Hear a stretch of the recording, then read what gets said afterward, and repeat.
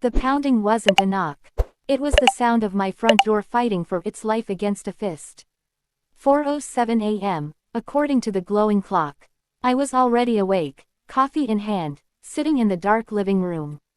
My old friend, insomnia. The security monitor by the TV flickered to life, showing a woman in a silk robe, her face twisted under the porch light. Deborah. Wah, President Deborah. Open this door. I know you're in there.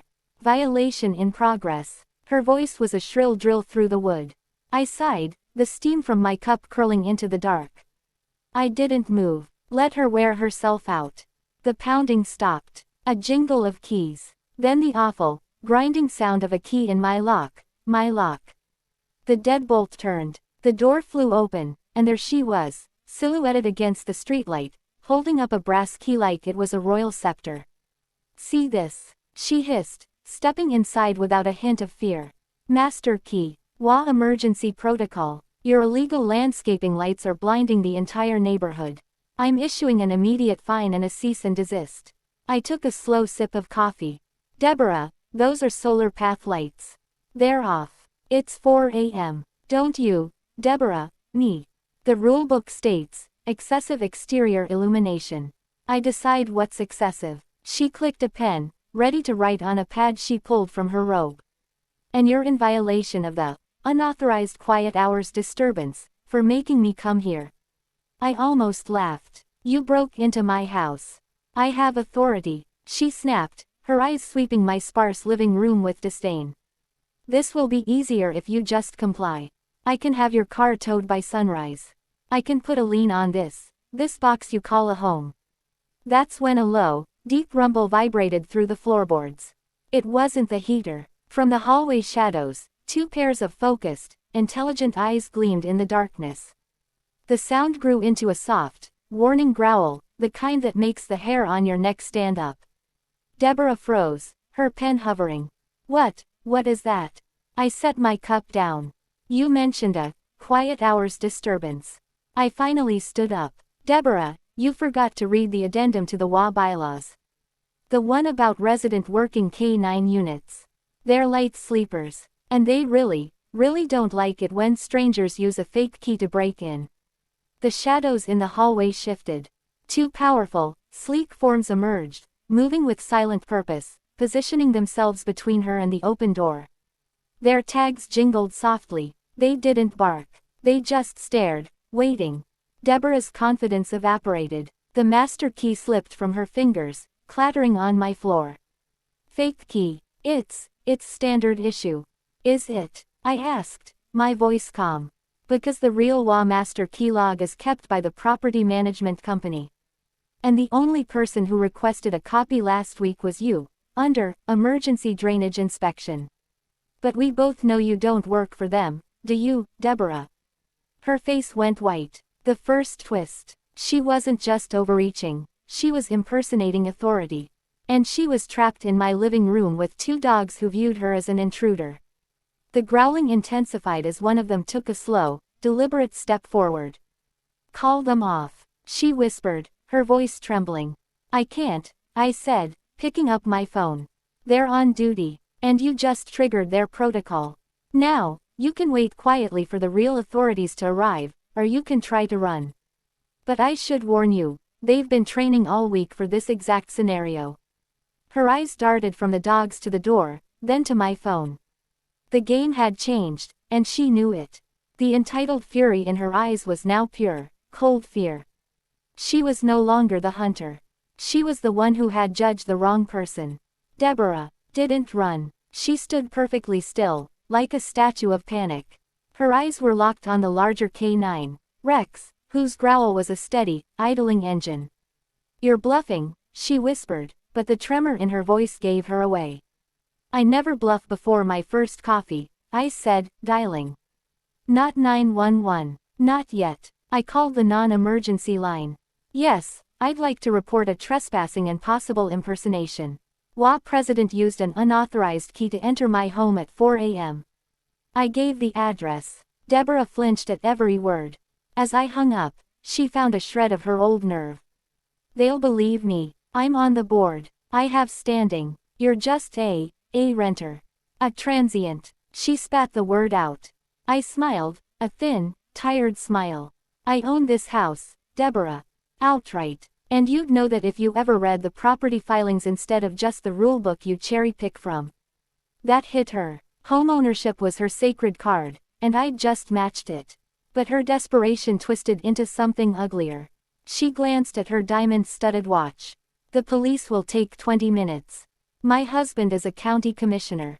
He's already on his way. He'll have your dogs seized for threatening a public official. That was the shocking injustice moment. The threat to the dogs. My calm flickered. Rex sensed it, his head lowering, stance widening. He was my partner, not my pet. The idea of someone taking him. He's not a commissioner, I said, keeping my voice even. He's a permit office supervisor. And he has no authority over military working animals. Her mouth opened, then closed. How did I know that? The sound of a car screeching to a halt outside saved her from answering. 2 sets of headlights flooded the room. Not police cars. A sleek sedan and a giant SUV. Car doors slammed. That's him, Deborah said, a vile smirk returning. And our neighborhood watch captain. You're outnumbered. Now, call off your beasts. I didn't. I gave a low, quick whistle. Rex and his partner, Luna, immediately fell back, melting into the hallway shadows again, present, but not visible. A tactical retreat. A bulky man in a too-tight polo shirt charged through the open door first, Mark, the watch captain. Behind him was a thinner, irritated-looking man in pajamas, Richard, the commissioner, husband. Deb, what the hell? Richard said, taking in the scene, his wife in a robe in a stranger's living room at dawn. He threatened me with attack dogs. Deborah shrilled, pointing a dramatic finger at me. I came to serve a violation and he set them on me. I feared for my life. Mark puffed out his chest, stepping toward me. That's a serious allegation, pal. We have a zero-tolerance policy for violence in this community. I looked past him, at Richard. She broke in with a fake key. There's your violation. The dogs were securing the premises until police arrive. Richard's eyes went to the key on the floor. A flicker of recognition, and dread, passed over his face. He knew about the key. But Deborah was in control now, riding the wave of her lie. He's lying. Look at him, he's clearly unstable. Living alone with vicious animals. She turned to Mark, playing her masterstroke. You have the authority as watch captain. For the safety of the neighborhood, I demand you impound those dogs. Now, before they hurt someone. Mark nodded, a man thrilled to use his imaginary power. Right, okay, where are they? This was the trap. They thought they were escalating. They thought I was just a lonely guy with disobedient dogs. I looked at Richard, speaking slowly, clearly. Your wife committed a felony. You know it. If you walk away now, this ends with her. If you take one step toward my canines. I paused, letting the silence hang. Then it ends with both of you.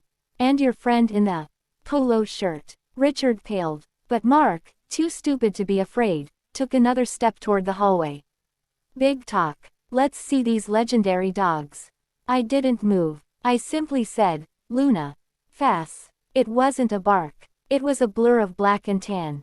Luna shot from the darkness, not attacking, but performing a perfect, professional intercept. She shot between Mark's legs, weaving and bumping his thigh with her shoulder, a controlled, non-aggressive maneuver. It was enough. He yelped, lost his balance, and crashed to the floor with a heavy thud, more surprise than hurt. Luna stood over him, not biting, just blocking. Her message was clear, stay down. Deborah screamed. Richard jumped back. And from the street, the real sound of authority finally cut through the chaos, the distinct double chirp of a police siren. The red and blue lights painted the walls. I looked at Deborah, her perfect victory unraveling in the spinning police lights. You wanted authority, I said quietly. Here it comes. And I have a feeling they'll be more interested in your fake key and your false report than my solar lights. The twist was set. The real police were here. But so was my hidden card. The silent, high-definition security cameras that had been recording everything from the moment her first pound landed on my door. The footage that showed it all. The breaking and entering. The threats. The fake key. The game was far from over. The living room felt smaller with the police in it. 2 officers, one young and tense, one older with tired eyes, Sergeant Miller. Deborah launched into her performance before they could even speak. Officers, thank God. This man assaulted me and set his wild dogs on my husband's friend. He's a menace. I want him arrested and those animals taken away immediately. She pointed a shaking finger at Mark, who was still on the floor, glaring at Luna. Sergeant Miller held up a hand. Ma'am, one at a time. His eyes scanned the room, taking in the open door, the key on the floor, my calm stance, and the 2 dogs who were now sitting attentively at the edge of the hallway, disciplined and silent. His gaze lingered on their specialized harnesses. Your name, sir? He asked me. Ben Carter, I said. A flicker of recognition passed over Miller's face. Carter, 75th Ranger Regiment, K9 Unit. Deborah's rant died in her throat. The twist. The hidden power. Retired, I nodded. Sergeant. Miller's posture shifted, from formal to something closer to respect. He knew what the harnesses meant, what the discipline implied. I served with a guy from your unit in Afghanistan. He talked about a dog handler who saved his platoon from an IED. That was you. It was the dog, I said, glancing at Rex. I just held the leash. Deborah looked between us, her confusion turning to fury. This is a neighborhood matter, not a veterans reunion. He's breaking HOA rules. Miller turned to her, his voice now flat, professional. Ma'am, how did you gain entry to this home? I have a master key. For emergencies. Do you have written authorization from the property management company to possess and use that key on this specific property at 4 a.m.? She faltered. I am the authorization. I'm the HOA president. That's not a legal answer, the younger officer said, clicking on his body cam. Richard, the husband, finally found his voice, but it was weak. Officer, there's been a misunderstanding. My wife is overzealous. We'll just go, and we can sort the HOA issues in the daylight. You're not going anywhere, Miller said, not unkindly, but with finality. This is a possible home invasion. Mr. Carter, you stated she used a fake key. The key's right there, I said. You can check its serial number against the HOA's official master key log. I've already requested a copy from First Suburb Management. They're emailing it now. Deborah's face went ashen. She hadn't thought that far. She'd assumed her word was law. The shocking injustice moment flipped. It wasn't my car being towed or my dogs being taken. It was her system, her own web of rules and authority, turning against her. The police weren't her tool, they were the real law. While we wait on that email, Miller continued, let's address the assault claim. Ma'am, you said he set the dogs on you. Did they bite you? They growled. They charged. They performed a tactical intercept on an advancing individual after a lawful warning, I said calmly. All recorded. The cameras have audio. They show you entering my home uninvited, threatening me with liens and towing, and then Mr. Mark there advancing toward the inner hallway after I verbally warned him. The dogs were restrained and followed protocol. Miller looked at the small, discreet camera in the corner of my ceiling. You have footage. From 3 angles. It's already queued up. Deborah watched, utterly powerless, as I picked up a tablet, tapped it, and handed it to Sergeant Miller. The video played silently. He watched her pound the door, use the key, stride in. He heard her threats. He saw Mark charge. He saw Luna's precise, nonviolent takedown. He handed the tablet back.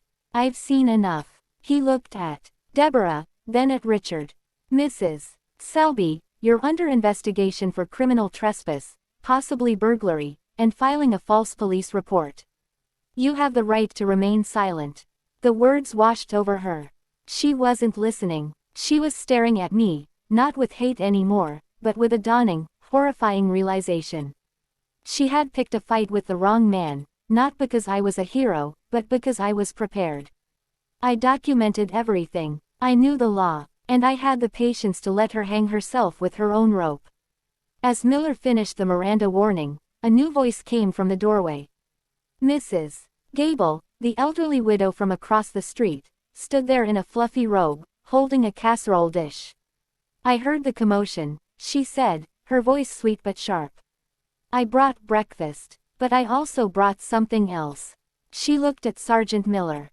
"Officer, if you're taking statements about Deborah's authority, I have a list. 6 of us. She had my grandson's basketball hoop taken away while he was at chemo. She fined the Rodriguez family for their loud Spanish conversations on their own patio." The community turned. The corrupt power was being exposed, not by a speech, but by a quiet widow with a casserole and a long memory.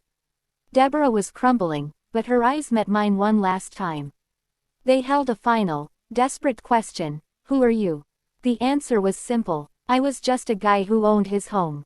But she had made herself the villain, and in the bright, unforgiving light of the law and neighborhood truth, her kingdom of petty tyranny was collapsing brick by brick. The real battle was over. Now came the justice. Justice, when it finally came, wasn't a shout.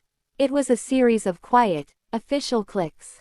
Handcuffs on Deborah Selby, the sound of her silk robe rustling as she was guided to the back of the patrol car. Richard stood on my lawn, looking suddenly small, giving his statement to the younger officer in a hushed, frantic murmur. Mark, the neighborhood watch captain, was given a stern warning about impersonating peace officers and left, his bravado utterly deflated.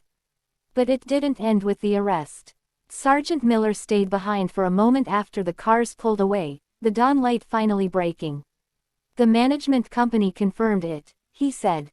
"The key was a copy she had made illegally. The log shows she forged the authorization request.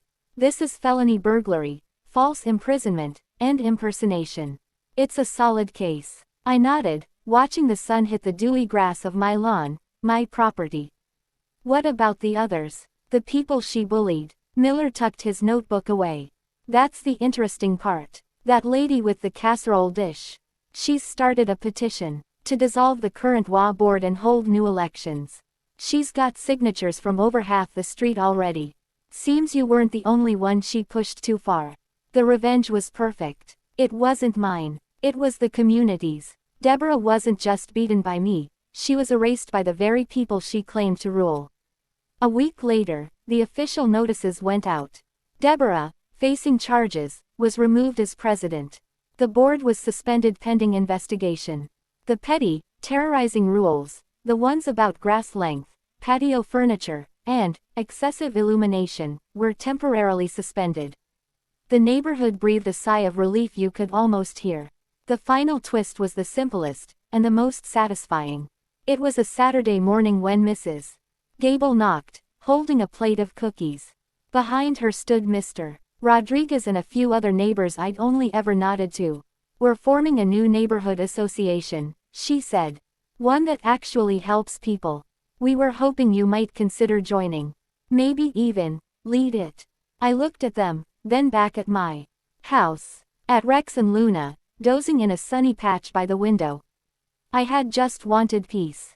Quiet ownership. "I appreciate it," I said, my voice firm but kind. "But I fought for this country so I could have a home that's just mine. So I could plant a tree, or a solar light, without asking permission. My duty now is to this piece of land. And to them." I gestured to the dogs. They understood. They weren't asking for another ruler. They were offering a partnership, and I was choosing my own kind of service. Later that day, I sat on my porch, the same cup of coffee in my hand. No insomnia, just quiet. A car slowed down on the street, a real estate agent showing a young couple a house for sale. "And it's a very peaceful neighborhood," the agent was saying. "Very stable." The young woman pointed to my house, to the simple, sturdy K9-unit sign now displayed discreetly by the driveway. "What about that one?" The agent followed her gaze, saw me, and smiled. "Oh, that's Mr. Carter's place. You don't have to worry about that house." She lowered her voice, just enough for me to hear the respect in it. "That house protects the whole street." I took a sip of my coffee. The sun was warm. The dogs were safe. The land was mine, and the only key that belonged to my door was in my pocket. The end.